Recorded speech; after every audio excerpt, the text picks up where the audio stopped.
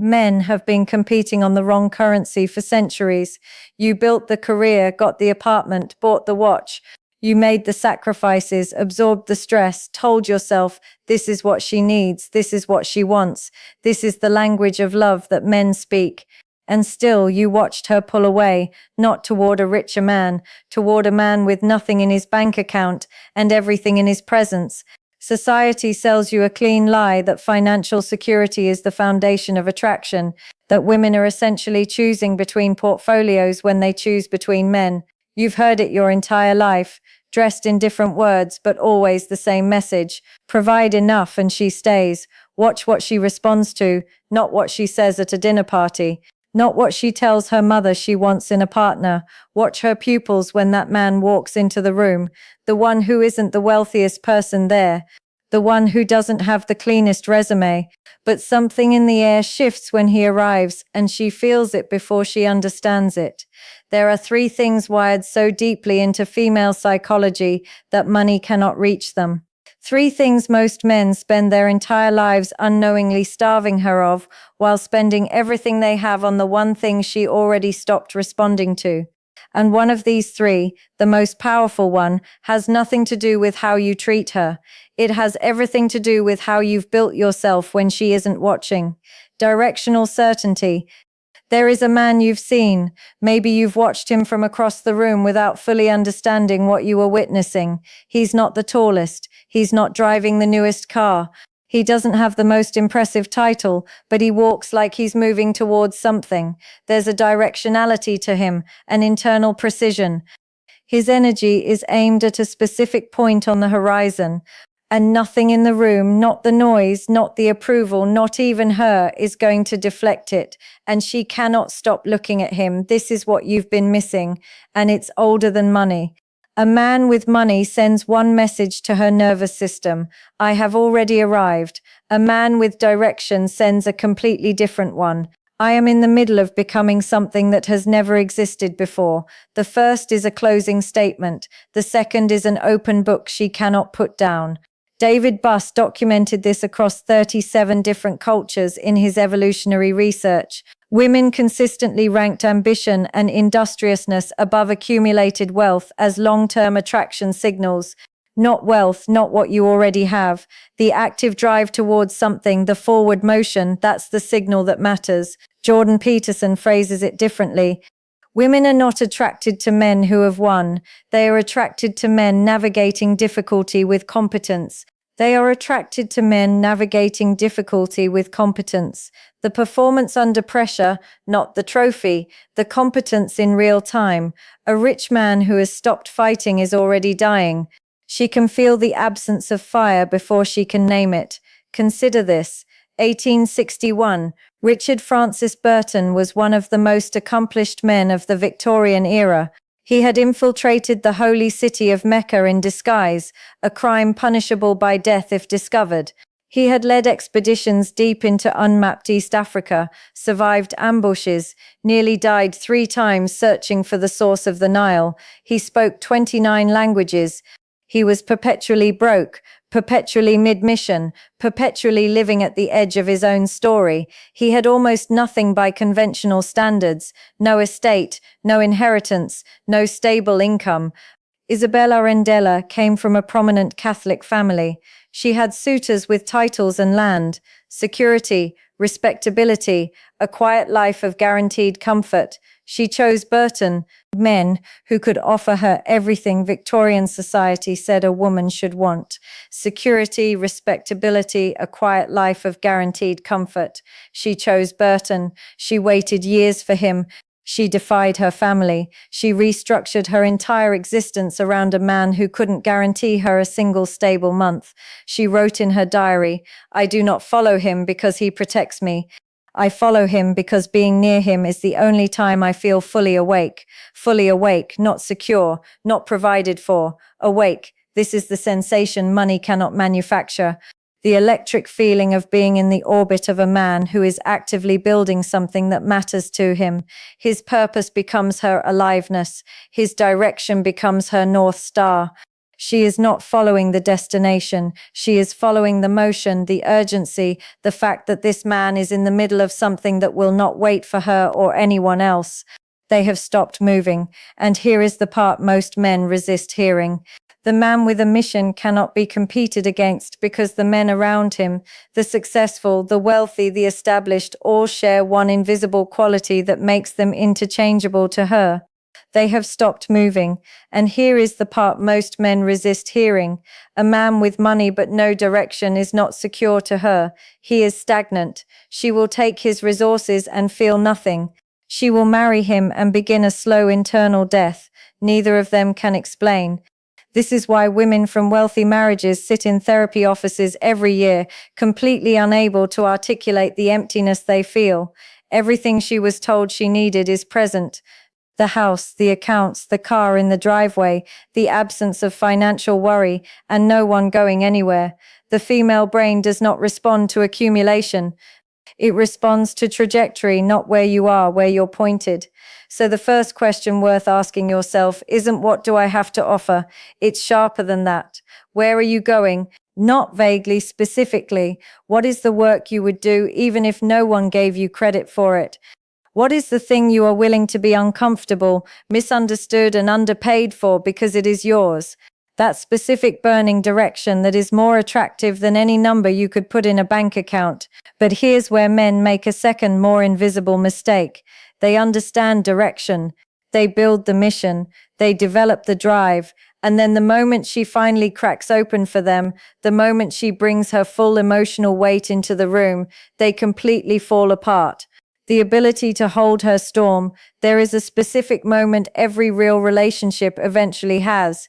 It's not the first fight. It's not the first time she cries. It's a quieter, more consequential moment than either of those. It's the moment she tests whether you will collapse. She doesn't plan the test. They try to fix what isn't broken. She doesn't know she's administering it, but somewhere beneath her conscious awareness, she is watching for one specific thing. When I bring the full weight of my emotional world into this room, will he add to it or hold it? Most men fail this test not through cruelty, but through confusion. They try to fix what isn't broken. They offer logic to something that is asking for gravity. They suggest solutions to what is at its core a request to be received, and she walks away not feeling fixed, feeling alone. This is not about emotional availability in the self-help sense. The internet has spent a decade telling men to open up, be vulnerable, share their feelings, and created a generation of men who are emotionally porous in a way that is exhausting instead of comforting. A porous container isn't safer than no container. It's worse. Everything leaks. When she breaks down and he breaks down with her, she now has two emergencies and no one holding the structure. What she needs is not a man who cries with her. What she needs is a man who can receive her chaos without creating more chaos. Dr. Sue Johnson's foundational research on emotional bonding identifies one consistent thread in secure attachment, not warmth alone, not communication frequency, not shared interests. It is felt security, the internal experience of if I fall apart right now, he will not fall apart with me. He might reach toward me, but the architecture will hold it. Emotional tensile strength, the ability to receive force without deformation, to be genuinely moved by what she feels, not performing detachment, not hiding behind stoic silence, but structurally capable of bearing her weight without buckling under it. Think about what this actually feels like to her. She has had a day that feels like it happened to a stranger, the kind where everything feels disproportionately heavy and she cannot organize it into a reason. She comes home, she talks, she becomes the container for both of you, and she will do it. She doesn't want solutions. She doesn't want advice.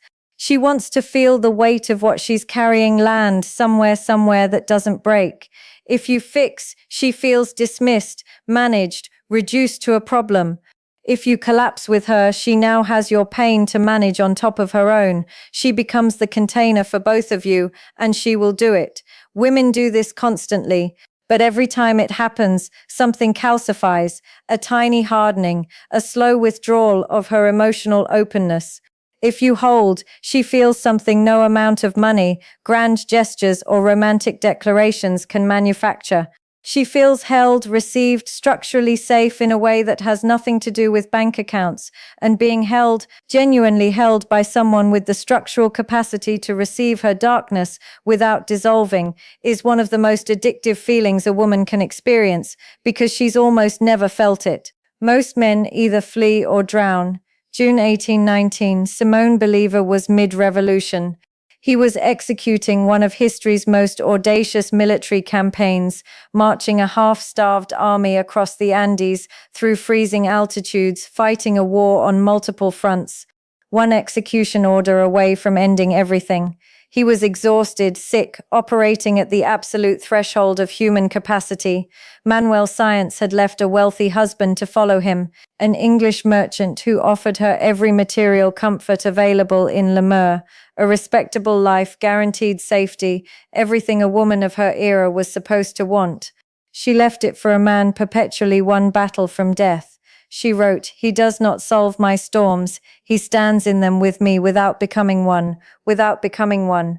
She did not need a man without storms of his own. She needed a man who even inside his own battles could hold the shape of her chaos without adding to it, who could receive the full weight of her emotional world without requiring her to manage his reaction to it. Manuela Science died in poverty decades after Bolivar's death. She never returned to the wealthy life she had abandoned. This is what containment does to a woman. It doesn't just attract, it anchors. The man who can hold her emotional weight becomes structurally irreplaceable. She can find a man with more money. She can find a man with more status. She will search the rest of her life for another man who makes her feel that she does not have to manage her own intensity in his presence. She does not have to shrink, organize, or apologize for the full weight of being herself. Most of the time, she won't find him because most men don't understand that emotional strength isn't the absence of feeling. It's the presence of structure, not walls, load-bearing walls. She never remarried, never looked back at what she left. He becomes the standard she measures everyone else against forever. But what keeps her wanting more of you? What prevents even this from fading over time requires the third thing. The one hinted at in the beginning, the one most men destroy, not from weakness, but from what they mistake for intimacy, retained unknowability. Here's the mechanism no one names correctly. Men think they lose women by becoming boring. That's not exactly wrong, but it's not precise enough to be useful. Boring is the symptom. The disease runs deeper. They lose women by becoming fully readable. Think about a book. You can read it every night for months if the chapters keep opening new rooms. A book can be brilliant, beautifully written, deeply satisfying, and you will abandon it the moment you feel you've reached the final page. Not because the quality dropped, because the mystery closed. There is nothing left to discover. The map is complete. This is what happens in relationships. Not that men stop being interesting, it's that women feel they have mapped the territory, they know every reaction before it arrives, they can predict every response in every situation, they've seen every room in the building, and no one rereads a finished book, not the same way. Essel has spent decades studying erotic desire inside long-term relationships, and her most consistent finding is that desire requires mystery, not absence, not gameplay, the specific sensation that another person contains rooms you have not yet entered, that there is interior territory you cannot access on demand, that you are always at some level still in the process of discovering who he is. The mistake men make is this. They interpret closeness as full disclosure. They believe that loving her means giving her complete access to every thought, every insecurity, every process, every anxiety, every room in the building.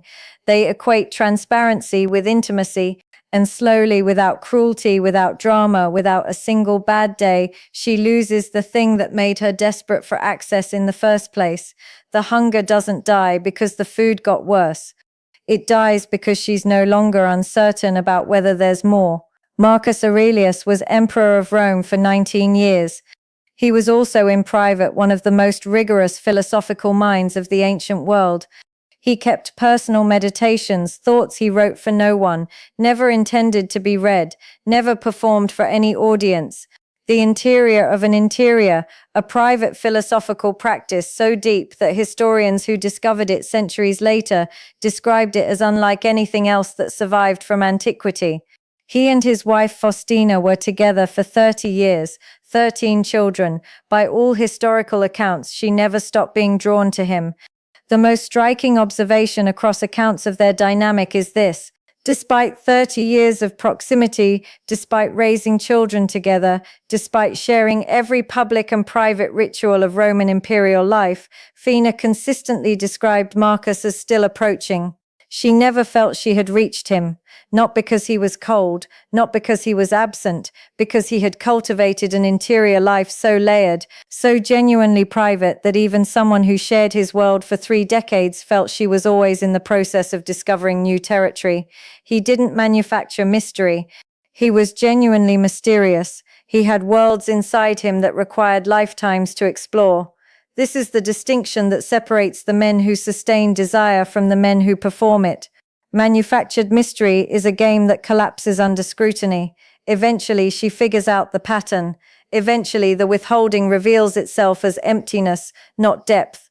The man who holds opinions he doesn't broadcast, but genuine interior depth, actual interests that exist independently of the relationship, actual intellectual commitments, actual private architecture that continues whether she's watching or not, is inexhaustible. You cannot map what keeps growing. The man who reads deeply and never tells you everything he's processing. The man who holds opinions he doesn't broadcast. The man who experiences grief privately before speaking about it, if he speaks about it at all. The man who has a relationship with his own mind that doesn't require an audience or her approval to continue. That man is permanently interesting because she's never quite certain she has found the final page. And the woman who cannot fully map you will spend years, decades, a lifetime trying to complete the map. This is not cruelty. It is the most profound form of long-term desire maintenance that exists. It is what mating and captivity documents as the fundamental paradox of sustained desire. You can be fully present, deeply connected, genuinely intimate, and still retain the mystery that makes intimacy feel like discovery rather than routine. You can be known, you cannot be fully knowable. The difference between those two things is the difference between a relationship that sustains desire and one that slowly, politely dies in comfort. What you keep private, not out of secrecy, but out of genuine interiority, is not a wall between you and her. It is the thing that keeps her moving towards you forever. So now you see it. Direction, containment, retained unknowability, not money, not gift. Not grand gestures deployed by men who believe love is a transaction and attraction is an invoice they can pay if they figure out the right amount. These 3 things, when they are genuinely present in a man, produce something money cannot replicate, not because money is worthless, because money is a signal for the thing. And what she's responding to at every level is the thing itself. She wants to know that your energy has a destination, that you're building something with your life that existed before her and will continue regardless of her. She wants to know that she can break in front of you without bringing the structure down on both of you. And she wants to know every day, even after decades, that she has not yet found the final room. The wealthiest men in the world are sitting in confusion right now, unable to understand why the woman they gave everything to is slowly turning into a stranger. They gave her the proof. They forgot to be the thing the proof was supposed to represent. Here is what should follow you out of this. Every woman you've ever lost, she didn't leave because you didn't give enough. She left because at some point you stopped becoming. You arrived, you settled into the landscape of her life like furniture. You became a constant she could filter out. The way a mind learns to ignore any background signal that never changes. She didn't fall out of love with you. She fell out of aliveness, and the man who finally understands the difference between those 2 things, the man who knows that love and aliveness are not the same currency, will never again mistake one for the other. The question worth sitting with is this. If love was never the full answer, if it was always about direction and structure and depth, what else have you been doing right that still isn't enough? That question doesn't have a clean answer, but it has a direction, and the direction is inward. Most men will feel this. Close the app and go right back to giving her everything except the 3 things that actually matter. If you're serious about understanding female psychology at the level most men will never access the unfiltered material I can't put on this channel, hit the join button below.